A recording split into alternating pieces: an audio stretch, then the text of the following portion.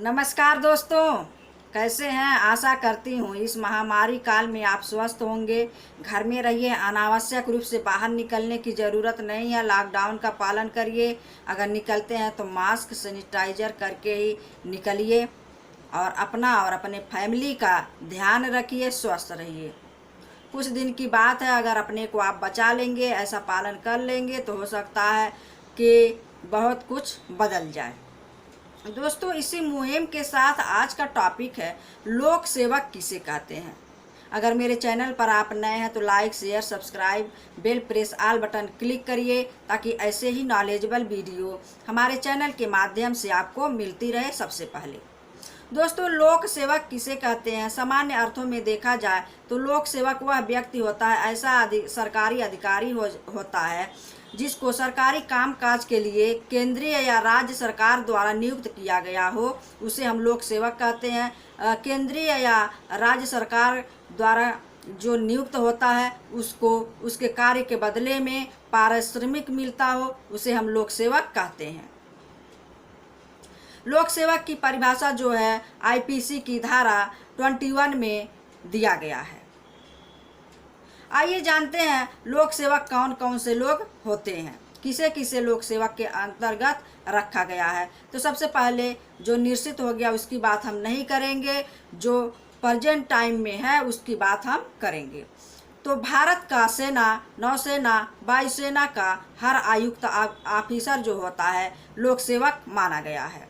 दूसरा हम देखेंगे हर न्यायाधीश को जो जज होते हैं, न्यायाधीश होते हैं, न्यायिक क्रिया को करते हैं, निर्णय देते हैं और न्यायालय द्वारा उन्हें सशक्त रूप से नियुक्त किया गया हो, उसे हम लोक सेवक कहते हैं।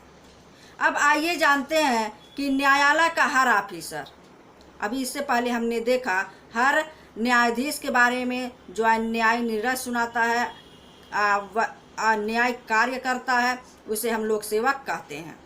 हर न्यायाधीश के अंतर्गत वो लोग आते हैं जैसे समापक, रिसीवर, कमिश्नर।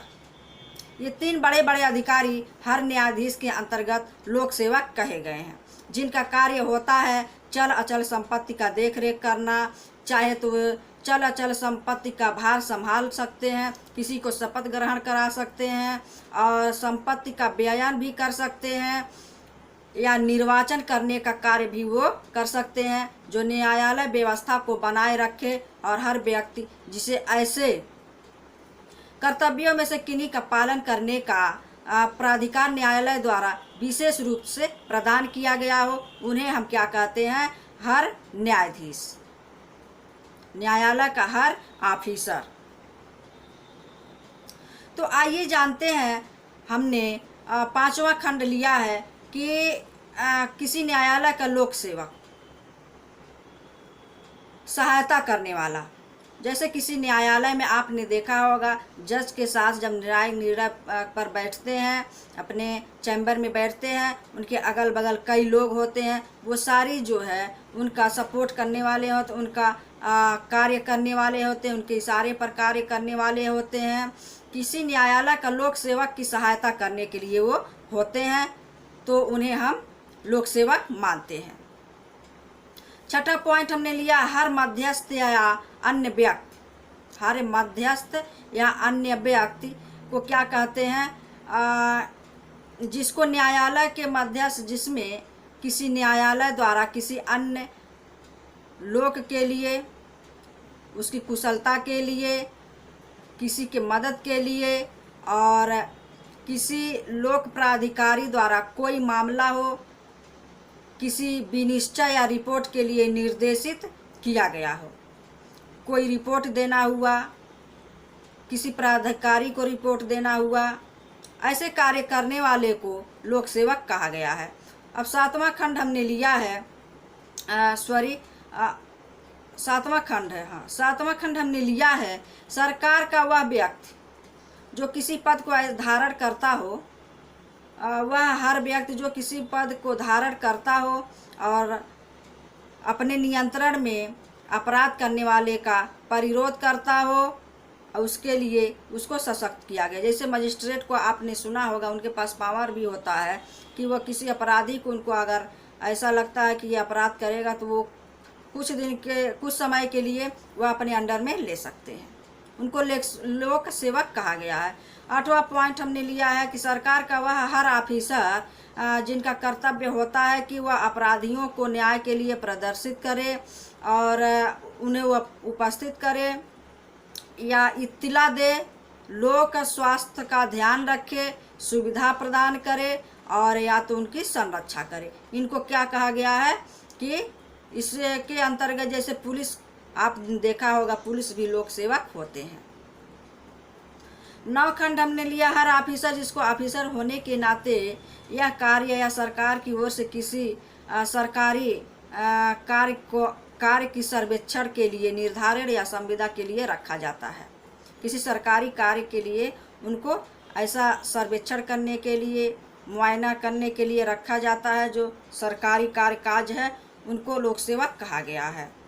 अब आइए जानते हैं 10वां पॉइंट हमने लिया है, हर ऑफिसर होने के नाते यह कर्तव्य होता है कि वह ग्राम व नगर जिले का धर्म निरपेक्षता के लिए समान प्रयोजन के लिए, कहने का मतलब ये है किसी धर्म का अनुष्ठान करवाना हो, किसी धर्म से संबंधित कार्य करवाना हो तो उसका कर्तव्य होता है कि वह धर्म का संचालन अच्छे रूप से करे। उनको लोक सेवक कहा गया है।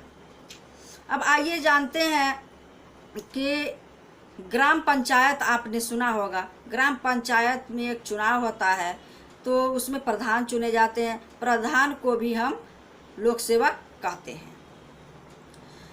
अब हमने 11 पॉइंट जो 11वां खंड लिया है, हर वह व्यक्ति जो सरकार की सेवा में रहना चाहिए या किसी लोक कर्तव्य के पालन के लिए सरकार से फीस या कमीशन प्राप्त करता हो, स्थानीय प्राधिकारी के रूप में अथवा कंपनी अधिनियम,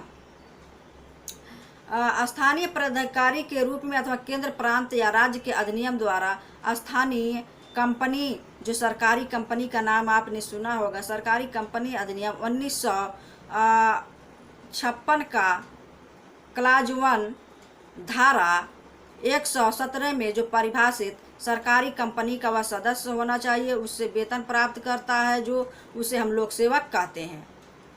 और हमने आपसे बात किया था कि लोक सेवक जब अपराध करते हैं उन अपराध नियंत्रण के लिए जो अधिनियम लागू किया गया है उसे आईपीसी की धारा 161 से 190 के बीच में 30 धाराओं के माध्यम से उसका वर्णन किया गया है। आईपीसी की धारा जो 161 और 190 जो कहा गया है 30 धाराओं के माध्यम से, उनमें कौन कौन से ऐसे अपराध आते हैं जो लोक सेवक करते हैं, उन्हें अपराध कहा गया है। तो पहला पॉइंट हमने लिया है वो घूस लेते हों, उनमें उनकी सहवर्ती अपराध होता है, उसको कहा गया है। बेईमानी पूरे कार्य करते हैं और वह विरुद्ध काम करते हैं जो विधि के अनुकूल ना हो, और वह ऐसे लोक सेवक होते हैं जो प्रतिरूपण करते हैं। इन्हीं को हम लोक सेवक द्वारा किया गया अपराध कहते हैं। इसके लिए उनके लिए दंड भी प्रावधान किया गया है। तो दोस्तों ये जानकारी आपको कैसा लगा हमें कमेंट बॉक्स में ज़रूर बताइएगा। तब तक के लिए नेक्स्ट वीडियो का इंतज़ार करिए। ऐसे ही हमारे वीडियो देखने के लिए धन्यवाद। नमस्कार। जय हिंद।